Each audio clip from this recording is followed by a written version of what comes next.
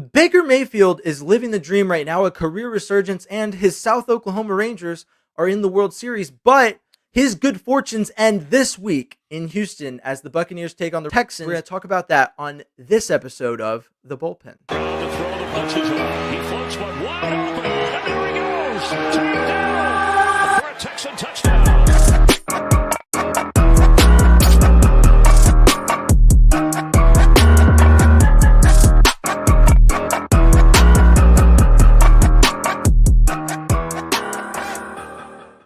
I'm James Roy. This is Tom Chaparrillo. This is The Bullpen, and I'm ready to get hurt again. In the words of Michael Scott, I have forgotten completely about the heartbreak of losing to the Panthers, a winless team this past week, and I am ready to watch the Texans play the Buccaneers and go out there and get a win. Tom, how are you feeling about this game just right off the top of the dome piece? Cautiously optimistic. I feel like D'Amico is going to take that previous L not well and have these boys lit up, ready to go, motivated, on the right page to potentially get what I would say most people, the national media would say, is an upset in Houston. I agree. I think that the Texans got a big head. They came through for the first time this season ahead in the line, projected to win a game, and it backfired on them. Coming off the bye week, came off a little soft. I think that D'Amico nips that in the bud right away, and it's really going to be on D'Amico. I think it's on both sides of the ball. So D'Amico's going to have to stop a resurgent Baker Mayfield and that offense, and Bobby Slowick, who had a rough go of it this past week and was really a lot of the reason the Texans didn't win, along with C.J. Stroud's step back. They're going to have to figure out how to play against a Tampa Bay defense that maybe isn't quite the same as it was when Tom Brady was there, but is still a unit that is a force to be reckoned with. And I want to start in that area right now. What do you think is the adjustment here for Bobby Slowick going into this matchup? Do you think that the Buccaneers are just this insurmountable task? Do you think that because the Buccaneers have a good defense that the Texans will just play great? That seems to be the trend. No, I don't. I do think that they have a stout run defense. And I think if you went back and you listened to our previous episode where we talked about how the Texans kind of like played to the script, so to speak, where Carolina's had a poor run defense, therefore I should run the ball against them. I think the Texans are going to do something similar in the fact that they should throw the ball against this Bucs team. And I feel like that's a recipe for success. I think CJ Stroud is one of your best players, and he should have the ball in his hands. I think when he's spinning it, at a higher clip, I think he gets the results that you need. I couldn't agree more. I think that shift. I think you said it best in our last episode when you said that it's like when it's balanced or slightly in favor of CJ Stroud passing, the offense tends to look its best. Just like the run game tends to look best when it's more balanced between Singletary and Pierce. I think that the offense is set up to do well simply because the expectations are back down. I think that maybe the spotlight got a little too bright, and they need to take a step back. I love the head on CJ Stroud's shoulders, and I think that in between his ears, he's got a brain that's already at work trying to figure out how to get this team better and recover from this loss. Now, one big thing to talk about here is Baker Mayfield. I've already mentioned his name like 4 times, and we're like 3 minutes in, so it obviously is going to be a point of discussion. Baker Mayfield had probably one of the best seasons in Browns history. Was probably the best quarterback the Browns have had in recent years. Got them to the playoffs, had a shoulder injury, and then the Browns basically said, we'd actually rather have a guy who enjoys massage therapy a little too much, and we're going to fully guarantee his contract and ship you off. And so good luck, I guess. And good luck is what Baker Mayfield has had so far. Do you think that there's a point where Baker Mayfield becomes human? Do you think that this is just a streak where we're looking at a Baker Mayfield who is just having a good go of it? Or do you think that it was always going to be that maybe people were a little too low on Baker Mayfield going to the Buccaneers, and that he was always the perfect quarterback to fill that situation because he can play? I think that the reason the Browns got off the Baker Mayfield train was because he has a tendency to A, turn the ball over, and B, get a little nicked up. He plays a little reckless, he plays a little wild. And I think sometimes that gets him into trouble. He takes a sack or two that he probably shouldn't take, trying to extend a play. And he had that major shoulder injury that kind of set him back in Cleveland. So while he's having a great start to the season, I think he's the type of guy that'll probably regress to the mean a little bit. And, for the Texans, I feel like winning the turnover battle again is going to be very important. I think if you can turn over Baker Mayfield a couple of times, that probably changes the outlook of that game. Uh, I feel like this is a perfect spot for them to maybe overlook the Texans a little bit. And if there's one thing I think that we feel, is that everybody in the Texans locker room took that loss to heart. They took it personal. And I think that's going to motivate them to want to right the wrong and really go out there and play well against this Tampa Bay team. And I like that you brought up the turnover situation. Now, we didn't really talk about that a lot on our recap of the Panthers game, but you'll notice that in the Panthers game, the Texans turned the ball over once and did not force a turnover. Going into the game against the Panthers, the Texans were second or tied for second in turnover differential, just one step behind the Bucks. And then also in terms of turnovers forced, they were one step behind the Bucks. So these are both teams that rely heavily on that giveaway, takeaway margin being in their favor. And I think, just to not looking back for too many seconds, but that the lack of a turnover margin going in the Texans' favor was a big factor that affected their ability to win. I think that looking forward, if we're looking at what it's going to take to stop Baker Mayfield in this Tampa Bay offense, it's going to be turnovers. It's going to be forcing interceptions. It's going to be forcing a fumble, doing something to make sure that you stop their momentum and give the ball back to CJ. So I think turnovers are going to be huge in this one. Either them or the lack thereof is going to be ginormous for this Texans team. Now, turning focus back to the defense, really the Texans defense, do you think that this pass rush can continue to be successful in this week against the Buccaneers? Or do you think that their success in actually getting to the quarterback, actually getting sacks, was more indicative of a Panthers offensive line that just simply is not that good? Probably a little bit of both. I think that this Texans pass rush is something that's a work in progress. While Will Anderson hasn't got the sack numbers, I think that you've seen him be a part of the game and be a terror for quarterbacks, whether he gets there or not. I think he's had plays where he's had tackles for loss that, it just doesn't show up the same way in the stat sheet that you want your edge rusher.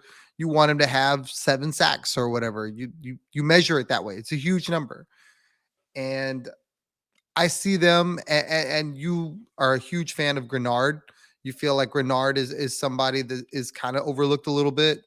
This will be a great test to see if he can put a couple games together, right?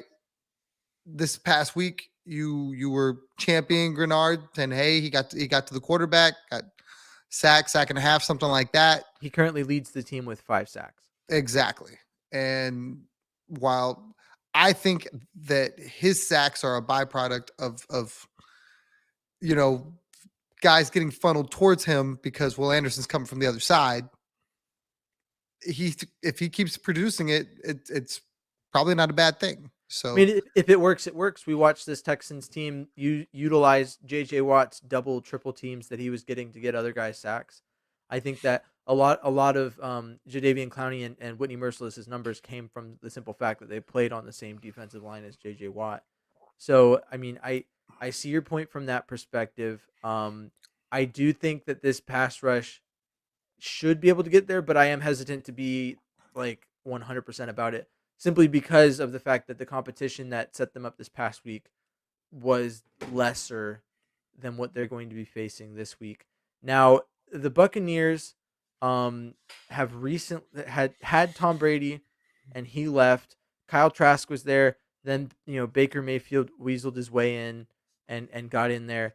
Do you think that Mike Evans has been a talk of trade targets for other teams, and there's still people saying that he should get out. But just looking at what the Buccaneers have done, do you think that Mike Evans should leave the Buccaneers, or do you think that like that's where he should stay? I mean, he's been in the league 10 or 11 years. As much as it'd be nice to have a Texas guy, Texas A&M. I don't really like Texas A&M, but a Texas guy on the Texans. I mean, do you think that there's a place for him on another team in the league, or do you think that he is the true wide receiver one on the Buccaneers? Then that's where he should stay. I mean, Mike Evans is from Galveston. So if you put him on the Houston Texans, you're going to sell more Mike Evans jerseys than you know what to do with. Like, he's instant revenue if he ends up in Houston. That being said, I think Mike Evans should go wherever he has a chance to win a ring because of what you said, him being a 10, 11-year guy, clock's ticking on him. Now, do I think, that window's closed on Mike Evans? No, not at all. I think he's got 2 or 3 really good years still before he starts to regress. It'll be interesting. I mean, it's easy to say that for guys that don't have a ring. Mike's got a ring. So he may just be looking for the biggest payday. And if that's Tampa Bay, then it's Tampa Bay. If he's saying, no, I need to go somewhere where I can still, play for a winner, then I mean, there's probably 5 or 6 teams that are ahead of the Texans and Tampa Bay, regardless of how much money they would have to spend to give him, that are going to give him a better chance to win. Now, my next question for you is just from personal curiosity.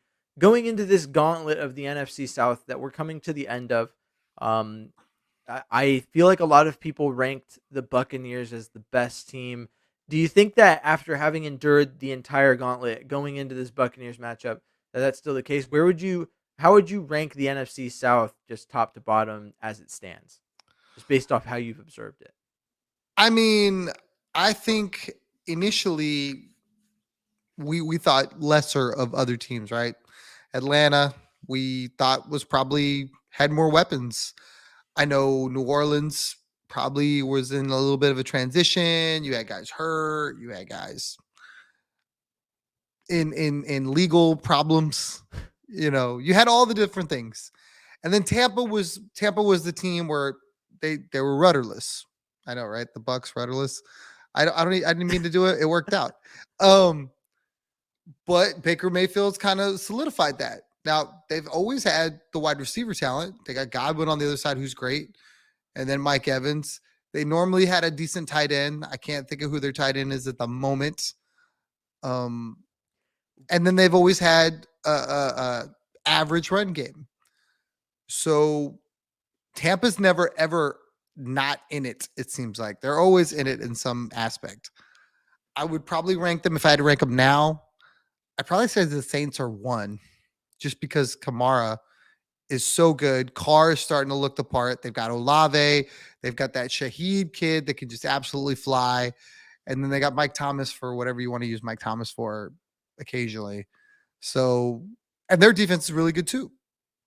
And then I'd probably say Tampa, and then I'd probably say Atlanta, and then I'd probably say Carolina, which is interesting because I just ranked these teams, and there's a potential for the Texans to win both games against the better teams in the division and lose the games against the lesser teams in that division.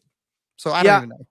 And not having seen the Buccaneers yet, my rankings are very similar to yours, but the top half is just swapped for me. I feel like the Buccaneers are the better of the 2 teams between the Saints and the Bucks. I'd say they're likely to win the division based on what we've seen so far. But I mean, that could all change depending on, if the Saints maybe, I don't know. Personally, just watching the Texans beat the Saints makes me think less of them. It shouldn't, but it does. And so that's where I'm at with that. Now, what do you think are the keys to victory going into this Buccaneers Texans game? Like, what do you think it's going to take? We're playing at home. I think for me, that's a big step in the right direction, being at home. It seems like the team, feeds off the energy from the crowd. Now, the Texans fans travel very well, but I think being in NRG is a huge factor. But what do you think the team needs to do that could give them the advantage against the Buccaneers? I think the two things that are most critical to beating a team like this is winning the turnover battle. They're going to have to turn over Baker or somebody, you know, the running back fumble the ball or a muff punt. They're gonna have to win the turnover battle. I don't know if they're good enough yet to lose the turnover battle and win a football game. It's you need every possession right now, and you can't afford to give one away. And then the other thing I think is you got to put the ball in CJ Stroud's hands. We've talked at length over the course of the season about wanting to get the running game involved, and it's shown flashes. But what's been more productive is having CJ throw the ball 30 to 35 times and really try to get him in a rhythm and get him going so that in the fourth quarter, when you need him to make a drive, he's not wondering where to go with the football. He's not forcing it into a window where he shouldn't be going. He's got a better grip on the game. And maybe he doesn't need the attempts. But for me, watching him, I feel like when he gets 30 to 35, you see a different CJ Stroud than when he gets 24. No, yeah, and I agree with both your points. To give a different point of view, I'll give another one. But to speak on turnovers, it's just incredibly hard to win a game if you're not winning the turnover margin. I know I said it before, but I took a coaching clinic, and at the high school level, like one turnover, your chances of winning go down by like 50%. Two turnovers, 80%. Like the amount of impact that turnovers have on your ability to win a game cannot be understated, and it's 100% important, just as much as getting the ball in CJ Stroud's hands is, since he, is less prone to turnovers than most people in his position as a rookie quarterback. And he's also just a game changer when he's given the right opportunities with the ball. My big thing right now, so at point of recording, we don't know the status of Juice Scruggs returning from IR. We don't know the status of Jarrett Patterson's injury and whether or not he'll be good to go for next week. But what I will say is that the health of this offensive line, and I emphasized it last week, and I'll say it again, the movement of Titus Howard back to right tackle are going to be huge for the production of this offense. It cannot be understated, as good as we've played with a bang up offensive line, how important it is to get our best guys out there moving forward so that this team can be the best that they can be. On that note, I would like to start moving kind of towards predictions.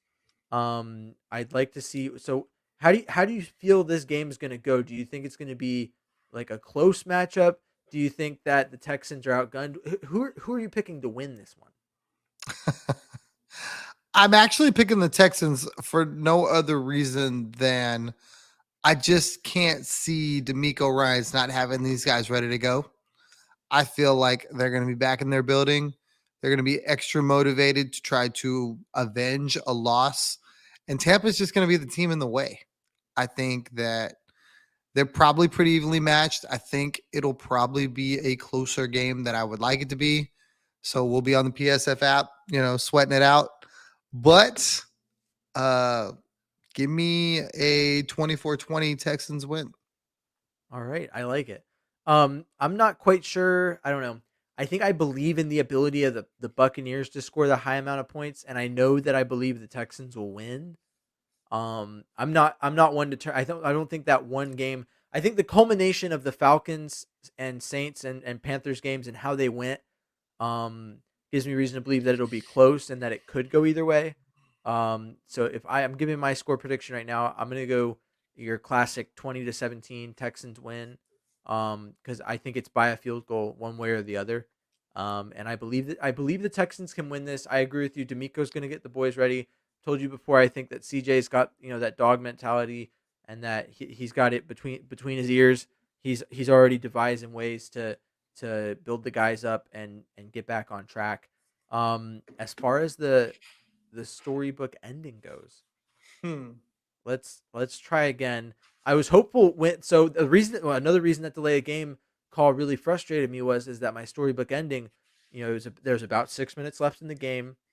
That first down puts the Texans in prime position to drive down, score a touchdown, go up by 8, and then give the ball back to the Panthers and stop them.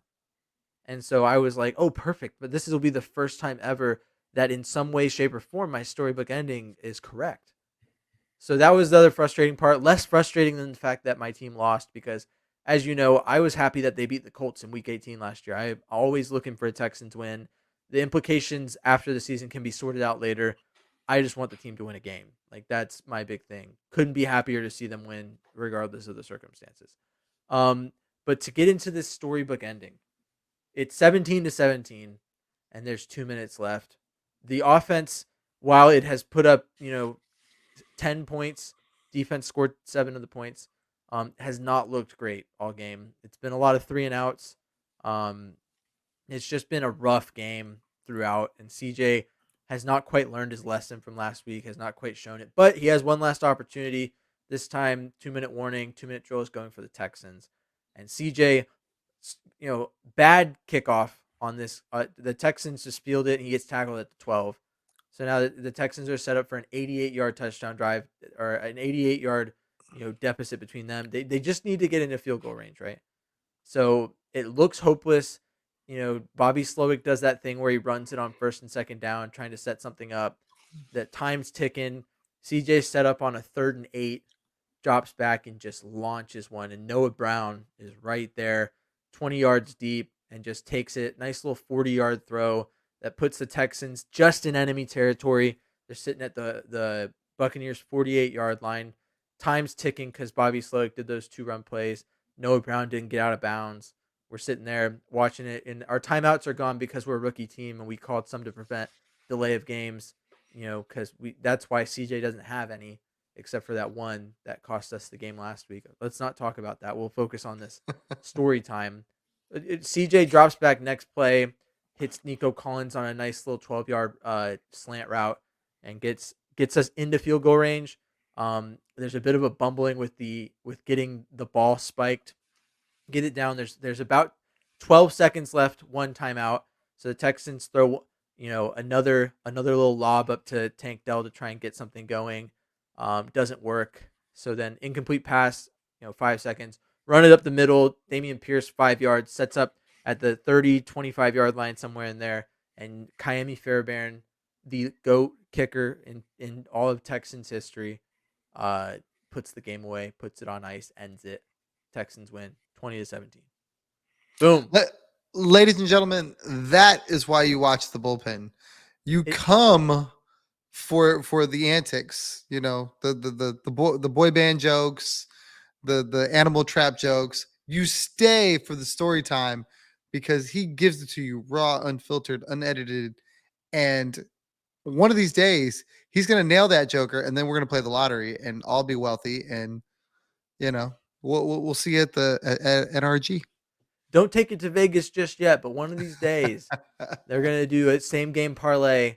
It's going to be, all the plays of the drive that I just described. And one of these days you're going to see it in a book, and I'm going to know that author was listening to the bullpen when he was writing his book, because that there's no way that anyone else could come up with that story ever. Because I am an individual and unique and a great storyteller. All right. Well, I'm excited, man. I like the earliness of the season. I know that we're reaching the halfway point at this point. But the Texans are one game down from 500. They're way far ahead of schedule in terms of where they were supposed to be on this rebuild. And each week is just as exciting as the last. It'll take a lot between now and the end of the season for me to not be excited for a week of Texans football. I don't think it's possible. But this has been the bullpen. We're bringing you the preview. Like Tom said, you come for the boy band jokes, you stay for the, storybook ending and the great fan analysis of the game. I have been James Roy. You can find me at M1 Texans fan on any social media platform. It's also how you can search up the bullpen on YouTube. And then you also search the bullpen on Spotify and Apple Podcasts. If you could comment, subscribe, do what you do where you're at when you're receiving this. That really helps us out. Tom, where can they find you? One of these days, he's gonna put that Twitter handle right underneath my name, like his, so he I won't used leave to me do it. out. I changed it out. I'm fixing the graphic. Okay, I'm sorry. But if you want to check me out on X or Twitter or whatever you call it, it's going to be Twitter for me forever. The bird, the whole nine. Elon can't tell me how to use his social media platform. He just can't. It's at Third Coast Tom. It's all wrote out. Third, the word third, coast, and Tom all together. That's me. And check me out there. The PSF app. Find us there. That is where you need to be if you are watching the game and you are not in the building. If you are not in the building and you're not trying to waste your time getting to and from a sports bar, worrying about an Uber so you don't get a ticket because you want to have a couple drinks and talk a little trash and enjoy the game with your boys, do it on the PSF app with us. We're going to do all the same antics, only you'll be in the comfort of your own home or wherever it is you want to be. I promise you, it'll be a great time. Come check us out there. All right. Well, this has been the bullpen. I've been James. That's been Tom. Thanks for joining us. See you next time. H Town forever. Vamos Texans.